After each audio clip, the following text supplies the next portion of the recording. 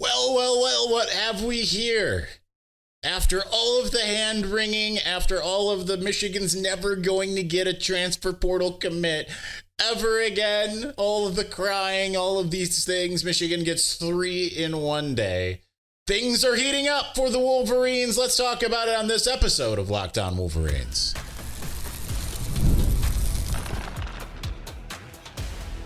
You are Locked On Wolverines, your daily podcast on the Michigan Wolverines, part of the Locked On Podcast Network, your team every day. Happy Tuesday. We are back in doing it. Locked On Wolverines podcast, part of the Locked On Podcast Network, where it's your team every day. I'm your man on the ground, Isaiah Hole, publisher of Wolverines Wire through USA Today Sports Media Group.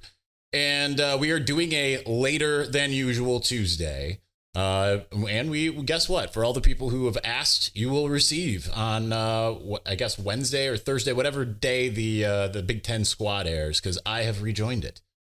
Might miss some with the bowl game and my subsequent mini vacation, but still. Nonetheless, Michigan has more than Donovan McCulley to talk about at this point, because they got 3 commitments. I don't know what that was. 3 commitments yesterday, Monday. And they get 2 brothers, the Metcalf brothers, TJ, not DJ, but TJ Metcalf, a very good safety, and Tevis Metcalf, the cornerback, both of them from Arkansas. They get Brady Norton from Cal Poly. He was the top FCS offensive lineman. He's got multiple years of eligibility. And hey, the greatest part of it, I think, the greatest part, it's always great when you get a player that wants to come to Michigan, right? The greatest part is he got an Ohio State offer just beforehand, about 45 minutes before he commits to Michigan. He commits to Michigan with a graphic that crosses out the O and committed. This guy gets it. He's going to be a fan favorite straight away. So that's huge, but obviously there's a lot of other things to kind of work through, because you've seen Billy Edwards. Wow, see, I can't talk after talking. That's where we're at. Billy Edwards ends up going to Wisconsin after all, so you kind of have to reset the board a little bit. You're looking at like a Daquan Finn. He's a Detroit native, played at Detroit King, coached by Devin Gardner, transferred from Toledo to Baylor. He's had kind of an up and down career, but he's a guy who's been around forever. He's expecting to get his 7th year his exemption and what have you, to play yet another year. I was going back and looking through the 2019 videos that I had. He's wearing a Toledo shirt and he's tossing the ball around at a Devin Gardner camp. 2019. Think about how long ago that was. Like, life was completely different. I weighed 40 pounds less. It was a wild time. We weren't doing this show on video at all. I was in the 2nd year of both this show and Wolverines Wire. It was a lifetime ago. This guy's been around for a minute. So nonetheless, looks like the interest is picking up there. Justice Haynes is expecting to visit Ann Arbor sometime over the weekend. I've seen some people say that Damon Payne, the former Belleville defensive tackle who's leaving Alabama, he went into the transfer portal today. I've seen some say interest is real. I've seen some say interest is not. There's just a lot going on right now. Everything is picking up. And I've kind of told you need to just be patient. And that's kind of why you're starting to see some things pick up, right? Like, they don't have to make their commitments now. They just have to enter the transfer portal by the 28th. But if you're Michigan, you want to get in on some guys. I think the biggest surprise is seeing On3 report that Zachariah Branch, who shockingly entered the transfer portal, shocking in terms of the name. It's really bizarre in terms of USC losing basically its entire team. Lincoln Riley has to be in panic mode. They were already kind of acting in panic mode with the way that they're trying to throw some money around, but they're going to have to field a completely different team and build around Mayava. It's going to be interesting to see, assuming Mayava stays, right? Like, it's been a downhill flow for Lincoln Riley in Los Angeles lately. But Zachariah Branch and his brother Zion Branch may be a package deal. Zion's a safety. Michigan obviously just got a safety commit. So the question is do you take Zion to get Zachariah? They're both Jordan Brand signees, so that helps the Michigan, but that seems to be where they're looking. They're looking at Florida. They're looking at Oklahoma. They're looking at not North Carolina yet. Would not be surprised if Bill Belichick made kind of a play there. And Miami's involved, as they always are. But Michigan needs a player like that, right? You got Donovan McCulley, but you need to be able to go out and get a top flight wide receiver. And thus far, they hadn't really been connected any. Dane Key felt like one that they could go after, but like I said the other day, it feels like Georgia's probably going to be the one that ends up getting him in the fold. So you've got to try to find guys. Now, the good thing for Michigan is people are still entering the transfer portal. That's what you're seeing. That's why it's not a marathon, or sorry, it's not a sprint. It is a marathon. Maybe it's a little bit of both in some ways, right? You want to be able to get guys on campus early. You want to get guys that will pull the trigger sooner than later. You can see the difference, right? Because all indications were that Billy Edwards was coming to Michigan, but decides to visit Wisconsin first, and he ends up going to Wisconsin. So there is some benefit to letting things play out, but also you don't want to end up in a negative recruiting situation that's seemingly impossible to overcome. So Michigan's going to take its time. It's going to find guys that it feels are the right fits. There's going to be a talent infusion. For anyone that's starting to be like, no quarterback's ever going to come here. Yeah, you might end up with Daquan Finn instead of John Mateer, which, by the way, anyone that's out there saying John Mateer to Ann Arbor, that's just not happening, okay? I'm just here to be honest and straight with you. He's considering Oklahoma and Miami. He's either going to follow his offensive coordinator or take a giant bag from Miami. That's how that's going to go, okay? He's got a no-contact tag. Michigan isn't going to suddenly be able to get into the race there, right? So you might not end up with like this super high-end quarterback, but you've got Bryce Underwood. That's the important thing, is to get someone that's serviceable, someone who's done it. Daquan Finn can be that, especially in Chip Lindsey's offense. But you don't necessarily need to have like this like game changer, because you've got the guy that's going to be the game changer. Okay, like, yeah, you want to compete right now, but you also don't want to run the risk of getting a one-year stopgap that ends up pushing Bryce Underwood out altogether, right? I don't think that'll happen, but you just got to be smart about it. And I think Michigan's doing a really good job as far as that's concerned. So lots of excitement when it comes to the transfer portal right now. And it's, I think, going to kind of continue. It'll be interesting to see how many more names enter. I mean, this is the wildest transfer portal that I can think of in terms of just big names everywhere. Absolutely bizarre just to see how many teams are decimated. And if you're Michigan, hopefully you're able to keep most of what you already have. And that's been like one of the big things that Sherrone Moore's always talked about, is being able to retain the talent, recruit your own talent, all of that stuff. And I think Michigan's done a really good job of that. So anyway, all right. So with that in mind, let's turn our attention actually to the bowl game, playing Alabama, increasingly thin Alabama. Alabama is also losing guys left and right to the portal. Is there a path for Michigan? Let's talk about it, I guess, is the best way we'll get there. So let's do that here in just a moment. But before we do, it's that time of year. The college football playoff is back, and with the newly expanded 12-team format, it's guaranteed to be bigger and better than ever, bringing you all the hard-hitting and high-flying excitement that you love. TNT sports coverage of the college football playoff begins December 21st, starting with the college football playoff kickoff show presented by AT&T at 11 a.m. Eastern, leading into our first matchup, the Southern Methodist University Mustangs battling the Penn State Nittany Lions at noon. Then the Clemson Tigers look to upset the Texas Longhorns in a showdown at 4 p.m. Eastern. Don't miss a moment of the action. Watch the college football playoff presented by Allstate live on TNT, True TV, TBS, and Max.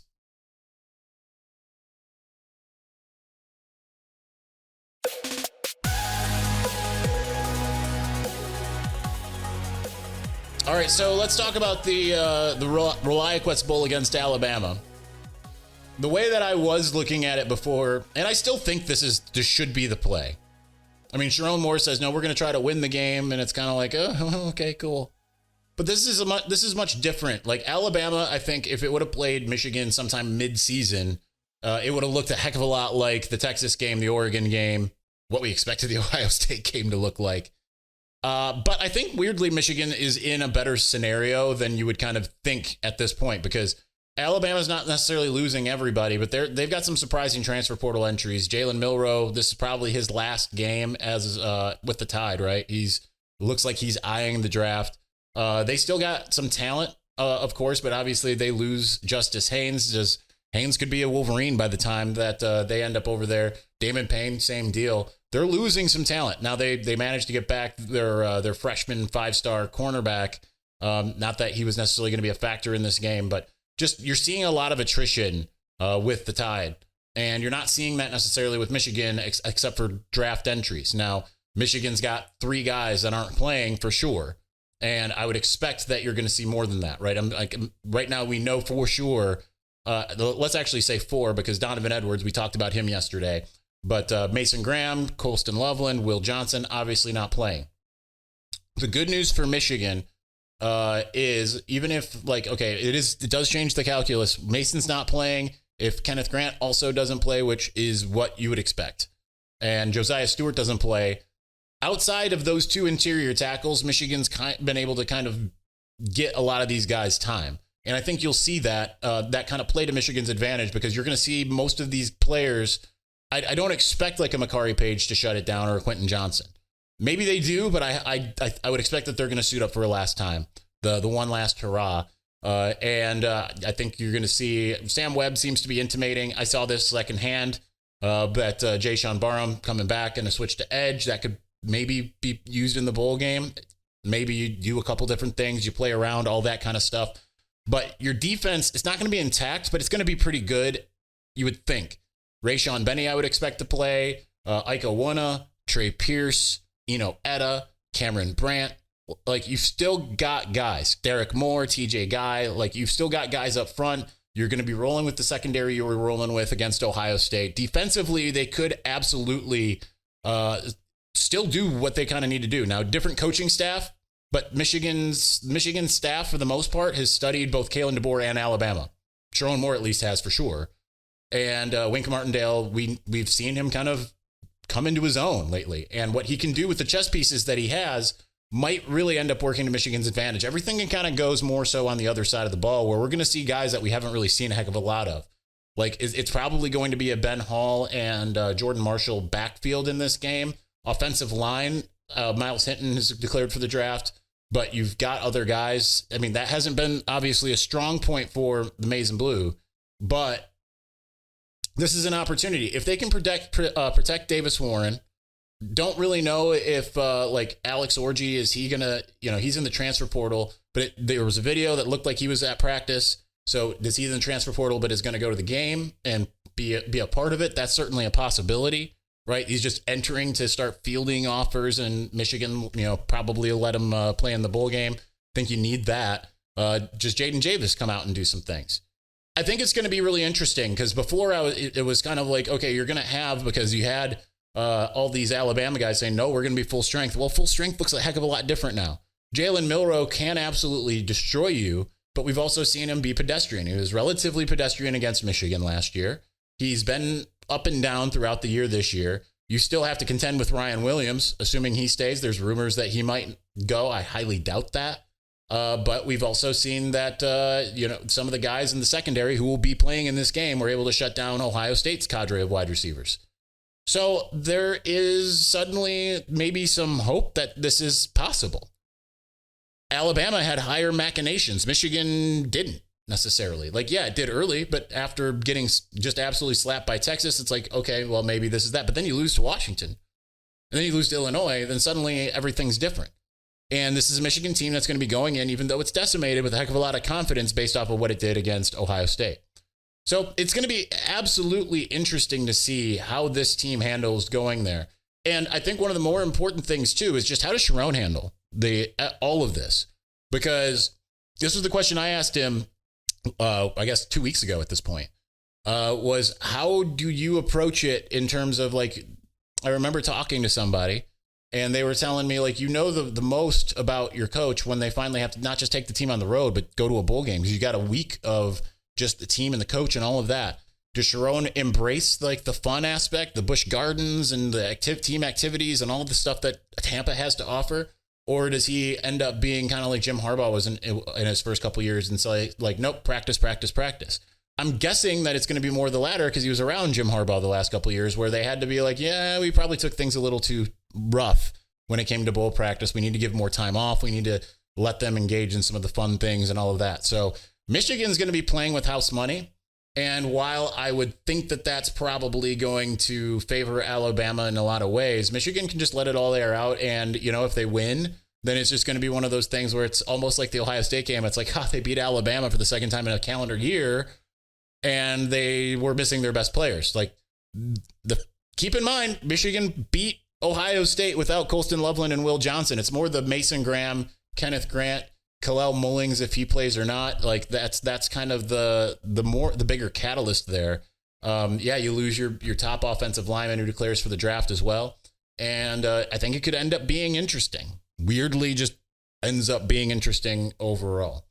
So we will see. But yeah, anyway. All right.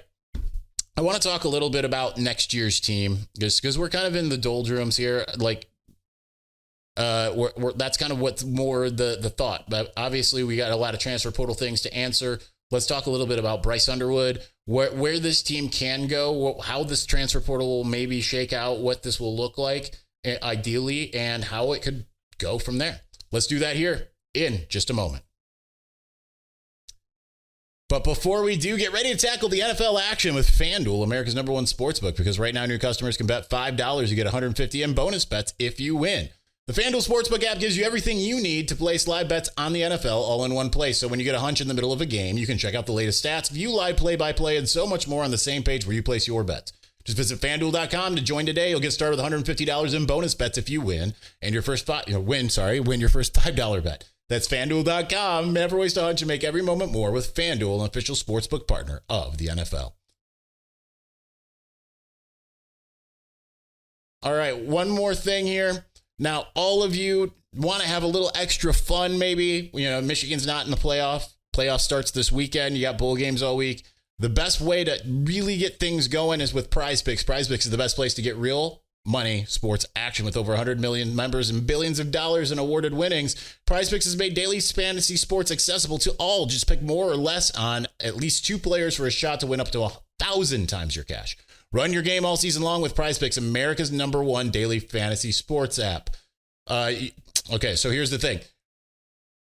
Make your holidays bigger and brighter with Prize Picks because it's the best place you can get real money action while watching your favorite sports. Like I said, 1,000 times your money on Prize Picks. Prize Picks also now offers MasterCard for quick and easy deposits into your account this sports season. Join now. But because this holiday season, Prize Picks is giving away 2 free picks in December, and they're giving away $30+ million in rewards during Pixmas. That's right. So download the app today. Use the code LOCKEDONCollege to get $50 off instantly or get $50 instantly, not off. You're not putting money in there. Congratulations, $50 anyway. $50 instantly after you play your first $5 lineup. Download the app. Use the code LOCKEDONCollege to get $50 instantly after you play your first $5 lineup. Prize Picks. Run your game.